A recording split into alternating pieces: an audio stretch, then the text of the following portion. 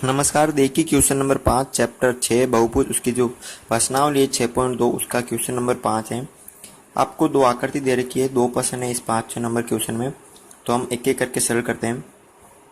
देखिए निम्न आकृतियों जो रिस्क और STEW नाम की आकृति है समांतर चतुर्भुज है। कैसे है?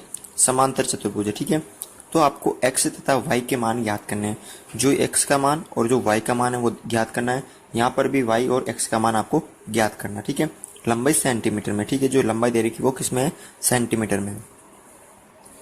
मैंने आपको समांतर चतुर्भुज के वीडियो में बताया था कि जो विभिन्न प्रकार के चतुर्भुज है उसके अंदर समांतर चतुर्भुज की जो विशेषता बताई थी कि समांतर चतुर्भुज में आमने सामने की भुजाएं बराबर है, यानी ये दोनों भुजाएं बराबर है और ये दोनों भुजाएं बराबर है। अब बराबर का मतलब है यहाँ 5 सेंटीमीटर की भुजा है तो ये भी कितनी होगी? 5 सेंटीमीटर की। ये 15 की तो ये भी कितनी होगी? 15 की। दोनों में सेम कंडीशन है क्योंकि दोनों समांतर चतुर्भुज हैं। तो इनमें होता है कि आमने सामने की जो भुजा होती है यानी सम्मुख भुजा है वो बराबर होती है। किसमें? समांतर चतुर्भुज में। तो जितनी ये भुजा होगी उतनी ये होगी और जितनी ये होगी उतनी ये होगी। दोनों में सेम लागू होगा क्योंकि दोनों समांतर चतुर्भुज हैं। ठीक है, यानी मैं इन दोनों को बराबर रख सकता हूँ। इन दोनों को क्या कर सकता हूँ? मैं बराबर रख सकता हूँ। यानी अब यहाँ पर ये 18 है तो ये भी कितनी होगी? 18 होगी।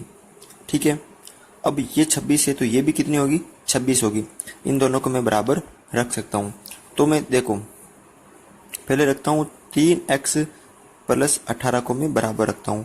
ठीक है, सॉरी यहाँ पर 3x प्लस 18 को मैं रखता हूँ, इस 18 को रखता हूँ मैं बराबर में रखता हूँ। ठीक है, 3x और ये बराबर में, ये भी बराबर है ये भी बराबर, क्योंकि दोनों बराबर है तो दोनों बराबर में रख दिया मैंने। x का मान याद करना है तो ये 3 इधर भाग में आ जाएगा तो 18/3 यानी 6। तो x का मान कितना प्राप्त हुआ हमें? यहाँ पर 6 प्राप्त हुआ। यानी जब मैं 3 को 6 से गुणा करूंगा तो 18, तो ये भी 18 होगी और ये भी 18 होगी, यानी दोनों बराबर होगी। तो इस प्रश्न में x का मान कितना आया? 6 आया। अब देखिए अगर इन दोनों को मैं बराबर रख दूं तो 3y माइनस 1 बराबर 26। 3y बराबर ये एक प्लस का इधर आ जाएगा तो 26 प्लस 1 यानी 3y बराबर 27। अब क्या करूंगा मैं? y इधर गुणा में 3 के साथ तो 3 इधर भाग में आ जाएंगे तो y बराबर 27/3 यानी 9। तो यहाँ पर जो y का मान वो प्राप्त हुआ वो कितना प्राप्त हुआ? 9 प्राप्त हुआ। ठीक है, अब देखिए y के स्थान पर 9 रखता हूँ, 9 रखता हूँ, 9 के कितने हो गए? 27 और 27 में से 1 होगा माइनस तो 26 होगा, यानी ये भुजा और ये भुजा क्या हो गई? बराबर। तो इस प्रश्न में आपके जो x का मान आया है वो है 6 और y का मान प्राप्त हुआ वो है 9। तो सेम ऐसे ही हम इसको सरल करते हैं। ये तो है अंदर जो भुजा है वो। अब यहाँ है विकर्ण। मैंने आपको बताया था कि जो विकर्ण होते हैं वो बराबर दो भागों में विभाजित होते हैं।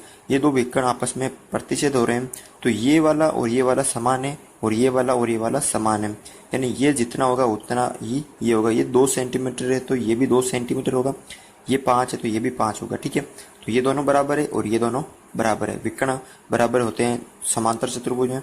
तो मैं x प्लस वाई को किसके बराबर रख देता हूँ? 16 के बराबर।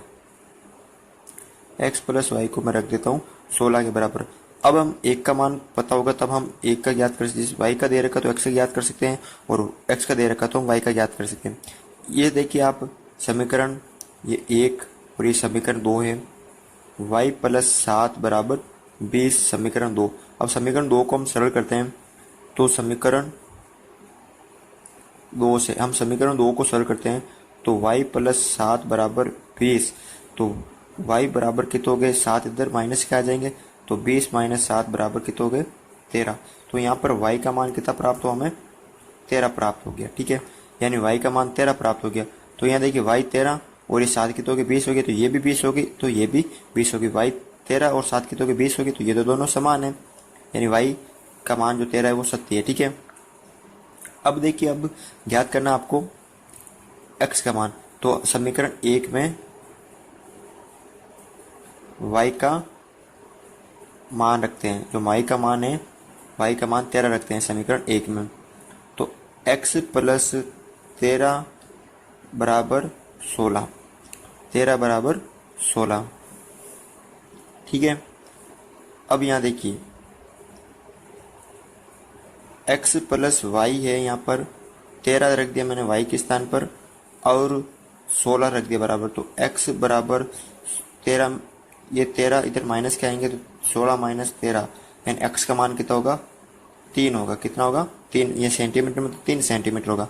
तो यहाँ देखिए 16 आ रहा है यहाँ पर, तो x का मान है 13 और y का है, x का मान तो यहाँ पर कितना हो गया, 3 हो गया। ठीक है, और y का कितना हो गया, 13 हो गया। तो देखिए 3 और 13 कितना हो गया, 16 हो गया। तो ये दोनों बराबर हैं। तो जो समांतर चतुर्भुज के जो विकर्ण होते हैं वो भी क्या होते हैं, समान होते हैं। भुजा भी क्या होती है, बराबर होती है। एक आयत है HOPE, होप एक आयत है। देखिए यहाँ पर एक आयत है HOPE, उसमें इसके विकर्ण एक दूसरे को S पर प्रतिच्छेद करते हैं।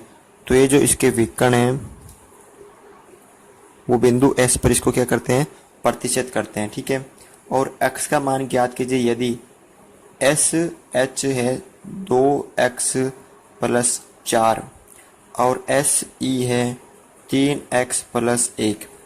अब हम आयत में जानते हैं कि आमने सामने की भुजा बराबर होती है। ठीक है, तो दूसरा है कि जो विकर्ण होते हैं वो बराबर होते हैं, दोनों विकर्ण। ठीक है, उसके बाद सम्मुख भुजा तो होती है, सम्मुख भुजा समान विकर्ण होते हैं वो बराबर।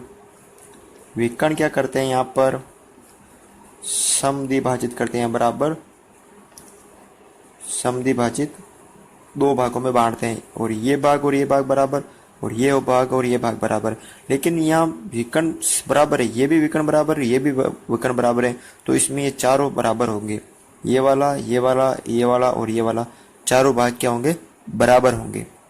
तो ये जितने होंगे वो भी सब क्या होंगे, समान होंगे। तो हम किसी को भी बराबर कर सकते हैं, चाहे ये ज्ञात करना हो तो इनको दोनों को बराबर कर सकते हैं, ये भी बराबर कर सकते हैं। तो यहाँ इन दोनों को हम बराबर कर सकते हैं। 3x प्लस 1 बराबर 2x प्लस 4। ये x इधर आ जाएगा तो माइनस में हो जाएगा, 3x माइनस 2x बराबर ये 4 इधर है, ये प्लस का उधर माइनस हो जाएगा। तो 1x बराबर 4 में से 1 है तो 3, यानी x बराबर 3। तो x का मान कितना यहाँ पर, 3 प्राप्त हुआ। देखिए क्वेश्चन नंबर 7 एक आपको पसंद दे रखा कि PEAR एक समचतुर्भुज है। ठीक है, तो उसके अंदर x y z के मान ज्ञात करने और कारण भी देना है। ठीक है, एक समचतुर्भुज है, ये y है, ये x है और ये z है। देखिए हमें पता है कि चारों भुजा क्या होती है, समान होती है। चारों भुजा क्या होती है, इसकी समान होती है।